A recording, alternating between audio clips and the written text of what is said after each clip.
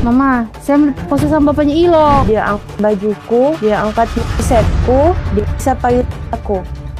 Saya tanya ke malu, masuk nggak? Langsung dia bilang, sempat dia mau masuk, tapi saya tendang. Dia kasih menyusui, tapi balik menyamping. Tiba-tiba pelakunya masuk, datang peluk dari belakang. Oh, dia pernah hitungin kau juga.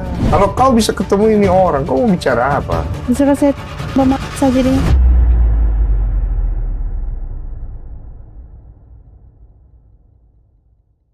Umur berapa ya? 12. 12 tahun ya? Iya. Berarti masih SD? Ini mau lagi sementara ujian kemarin sih. Mau ujian. Oh, jadi dia lagi sementara ujian itu? Iya. Sementara lagi proses mau ujian kemarin, tapi karena kasus ini dihentikan dulu. Tapi karena kemarin kan ujian itu TKA harus ke sekolah karena ada Zoom, jadi dipaksa kemarin tuh ke sekolah. Terus dia kondisinya gimana sekarang? Ya, di sekolah itu sempat histeris juga. Tapi karena maksudnya ditenangkan sama guru-gurunya, saya berdiri di depan pintu. Kan kamera, posisi kamera begini, saya berdiri di situ supaya dia lihat saya, supaya dia mau kerja. Paling tidak datanya dia isi, entah dia kerja atau tidak. Siapa yang videokan pertama ya? Video ini yang tadi saya lihat itu sampai. Bapaknya sendiri. Bapaknya siapa ini? Korban. Bapak korban. Oh, bapaknya korban. Oh, jadi waktu ibu sama si anak itu bapak videoin. Kejadiannya itu ketahuannya bagaimana ceritanya? Waktu tanggal 14 April itu kan memang ini pelaku, dia telepon saya. Pelaku telepon. Cari suami saya. Dia cari suami saya. Kata nggak tahu itu urusan mobil lah. Nggak tahu itu maksud mobil. Turun Mi, dia turun dari rumah. Saya bilang bagaimana anaknya. Katanya saya tidak tahu bagaimana prosesnya itu. Dia ketemu di sekolah dengan pelaku. Ini suami saya ketemu sama pelaku. Oke, jadi suamimu ini ditelepon sama oknum pelaku ini yang janjian dia disuruh uruskan, dia punya urusan gitu. suamimu sama ini orang Iya. pelakunya. Terus Ya, katanya itu sempat mereka, saya baru tahu ternyata mereka sempat ketemu di sekolah. oke. Karena ini suamiku dia sempat mau menjemput. Tapi karena pelaku bilang, mungkin dia bilang, enggak usah nanti saya yang urus anak-anak mungkin. Begitu akhirnya suamiku turun, maksudnya pergilah. Posisinya itu kan di dalam sekolah itu ada anakku yang kelas 4 SD juga. Ada anaknya yang kelas 3. Anaknya si pelaku. Iya. Oke. Tapi ini yang kelas anakku yang kedua dengan anak bungsunya ini yang terakhir. Pulang duluan, anakku yang ini yang jadi korban terlambat keluar. Oke. Ya, dia pulang lah ini anak berdua karena ini katanya anak bungsunya minta pulang cepat. Jadi ditinggal anakku yang ini yang korban. Oke, tahan dulu biar kita nangkep. Jadi ini suamimu sama pelaku ini dia ada ketemuan di sekolah. Terus kemudian si pelaku ini bilang nanti dia yang ngurus anak-anak. Kemungkinan termasuk korban ini. anakmu begitu. Artinya urus itu nanti antar pulang. Iya, antar jemput maksudnya. Iya, urus pulangnya karena posisinya kan memang biasa. Ini istri pelaku yang urus mereka mau pulang tapi karena posisi istrinya juga lagi tidak ada, lagi keluar kota memang. Oh, jadi ini udah sering begitu ya? Iya. Jadi sering. kayak berarti dekat. Iya, namanya kenal baik ya. Karena suami saya dengan istri pelaku itu saudara kandung. Terus? Ya begitu. Lanjut. Pulang, terakhir dia dijemput. Di situlah katanya dia dibawa di garasi mobil itu. Di situlah terjadi dia dicium. Pokoknya dia dilecehkan lah di situ. Dia berteriak, dia histeris, mungkin kan dia sudah tidak tahan. Dia ditinggalkan sama pelaku. Sempat katanya kan itu rumah pelaku itu lantai 2. Oh, dibawa ke rumahnya pelaku. Dibawa ke rumah pelaku. Lantai 2, sempat katanya pelaku naik ke atas, tapi ini anak sudah diturunkan dari mobil. Dia menangis di lantai. Mungkin karena sudah ketakutan itu, karena waktu mau dilecehkan dia menangis histeris, sudah tidak mau dipegang-pegang gitu. Berarti dari dalam mobil si pelaku itu sudah pegang-pegang. Iya. Sempat katanya dia mau keluar, tapi kunci mobilnya dikunci. Kemudian dibawa ke dalam rumah, ke rumahnya. Di garasi, posisinya itu masih di garasi. Di dalam mobil masih? Iya. Pelaku naik ke atas? Enggak, setelah itu dilecehkan, dikasih turun dari mobil, pelaku sempat naik ke atas. Terus dia turun lagi, ambil mobilnya, dia keluar, tinggalkan ini anak. Ini anak dengan mungkin sisa tenaganya, dia naik ke atas, dia cari itu sepupunya yang bungsu, yang namanya Kaila. Dia tanya, kan biasa dipanggil Ilong. Ilong, mana bunda? Dia cari nih. Dia bilang, Ilong, enggak ada. Mungkin karena dia lihat mungkin kakaknya ini menangis, dia pergilah sama Nadia, keponakan dari pelaku. Nah, dia telepon saya, kakak, ini menangis. Saya tanya, kenapa? Saya tidak tahu. Dan mencoba saya bicara Mi, saya bilang, kakak kenapa? Bicara saja, nggak usah takut, ada mama toh. Dia bilang, mama, saya mau diproses sama bapaknya Ilong.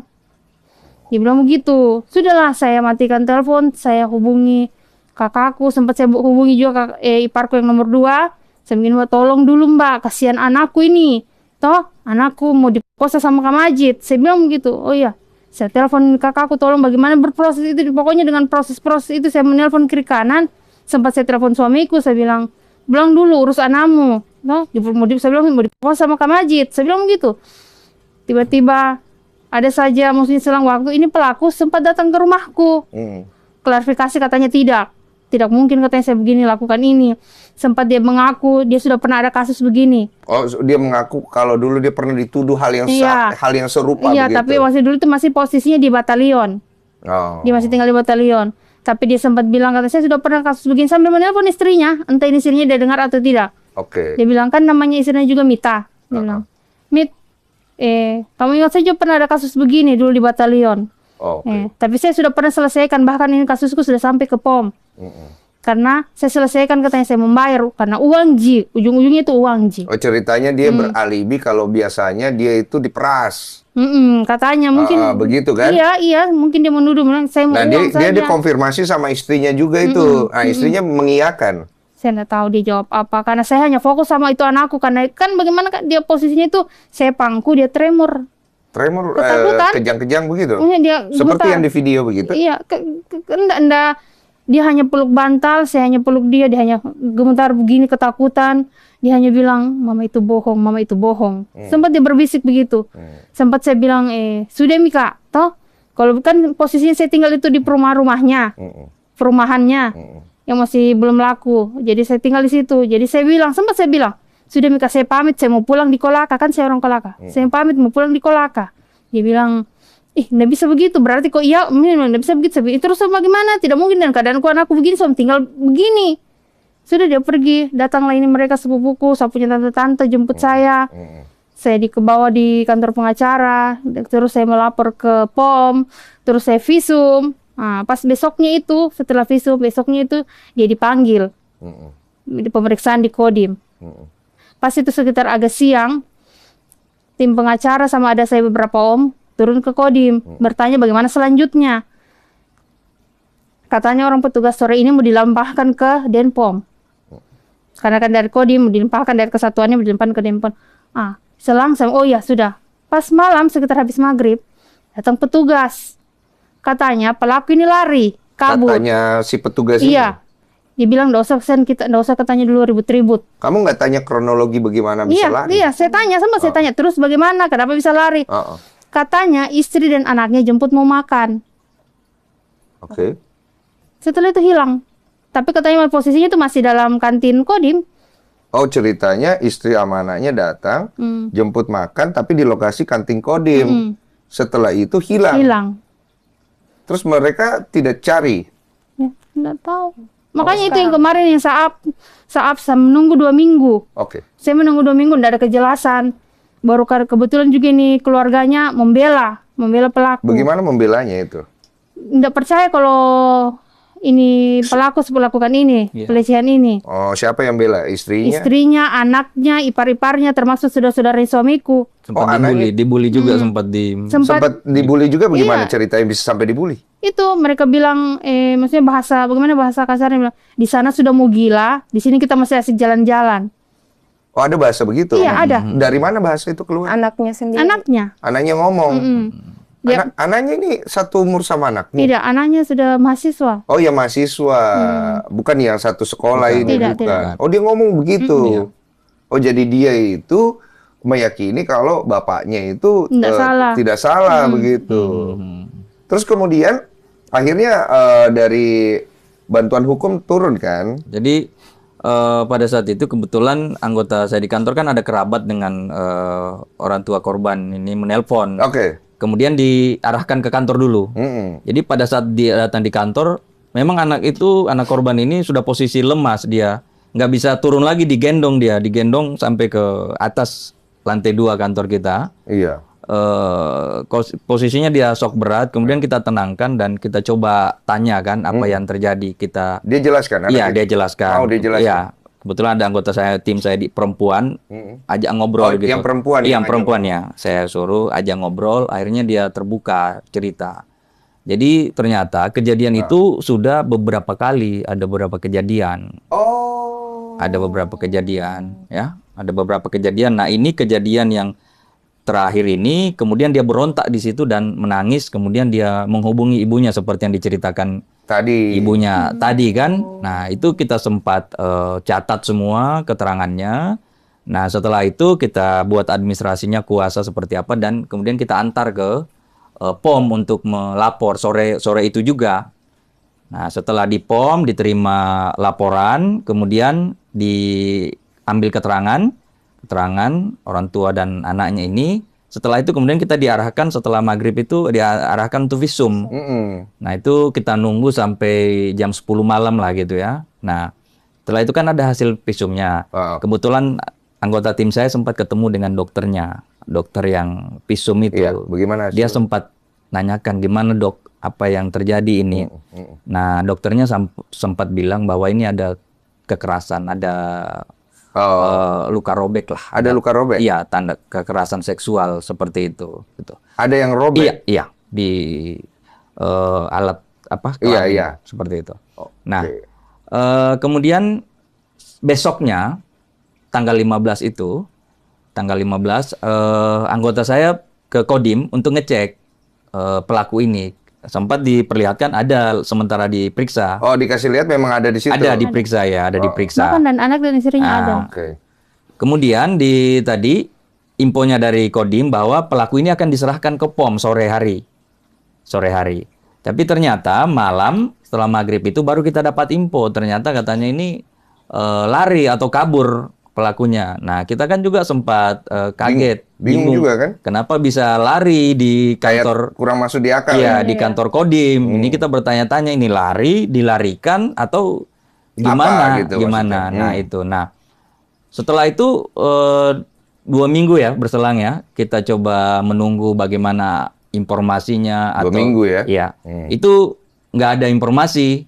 Nah, sehingga ya kita mulai up lah berita ini kan, bahwa pelaku begitu ini awal mulanya. Iya, pelaku ini kabur kan? Iya. Kabur. Nah, setelah kita up ini rame di media sosial. Nah, selang beberapa hari, yang kejadian kemarin lagi ada video anak ini yang histeris itu. Nah, jadi memang itu ini dampak dari yang terjadi kepada anak ini. Dan ini memang juga sudah hasil dari pemeriksaan psikologis. Ya. Jadi dia kesimpulan dari pemeriksaan ini memang dia mengalami gangguan stres pasca trauma. PTSD. Apa itu? PTSD. Iya, karena dia sudah sering kali dia lukai dirinya sendiri. Seperti apa dia melukai dirinya sendiri? Dicakar. Ya. Sampai berdarah-berdarah. Pakai ujung penggaris di. Biar rasa sakitnya itu dia lampiaskan. Iya. Oh, jadi ini banyak bekas-bekas. Iya, ada di HP Yang saya kemarin sempat. histeris juga itu. Iya, makanya itu kemarin karena dia enggak mau disentuh, tapi saya dia mulai tenang, makanya kita keluar semua. Tapi saya masih berdiri di depan pintu itu, makanya sempat saya rekam itu yang ini. Jadi setiap kali itu dia bisa kambuh, terus dia bisa menyakiti dirinya sendiri. Itu kondisi psikologi. Iya, itu memang kesimpulan dari psikolog yang memeriksa. Dia juga ada kecenderungan untuk melukai dirinya sendiri.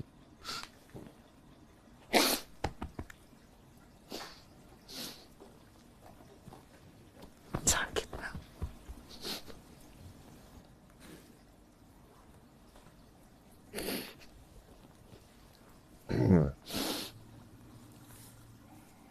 Padahal itu keluarga suami saya mereka tahu. Sempat saya sering namanya kita sering sharing